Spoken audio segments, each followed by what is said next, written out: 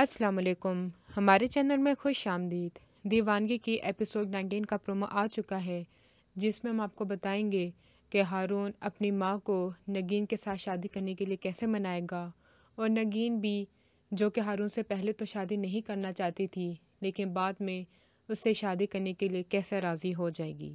इसको जानने के लिए हमारी वीडियो को आखिर तक ज़रूर देखिएगा। जैसा कि आप लोगों ने देखा है, सुल्तान अपने किए पे बहुत ज़्यादा शर्मिंदा होता है, नगीन से माफ़ी मांगना चाहता है और उसके लिए उसके घर भी आता है, लेकिन मोहल्लेदार बताते हैं कि उनको तो ये घर छोड़े हुए काफ़ी महीना हो चुका है और उन्हें लगता है कि शायद वो दुबई चला गया है। लेकिन सुल्तान उनको ढूंढने की भरपूर कोशिश करता है।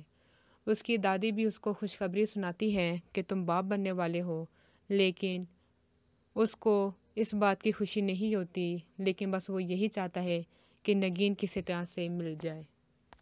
और सुल्तान के ऑफिस में एक बंदा, जिसको नरमीन ने सुल्तान के पीछे लगाया होता है, वो भी नरमीन को फ़ोन करके बताता है कि साहब अभी भी उस लड़की को नहीं भूले हैं, उसको तलाश करने की भरपूर कोशिश करते रहते हैं।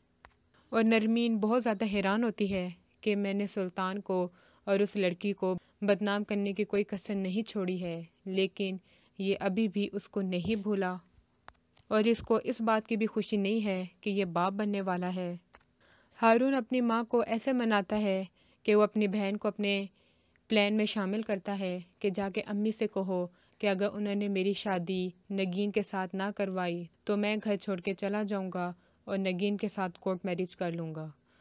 माँ परेशान हो जाती है कि मेरा इकलौता बेटा है, मैं उसको नहीं खोना चाहती।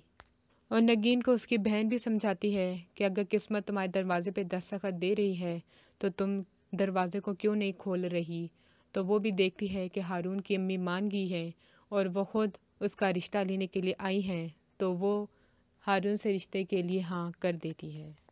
और जब तक सुल्तान नगीन को ढूंढता है, नगीन के और हारून की शादी हो जाती है। अगली विगता के लिए अल्लाह हाफिज़।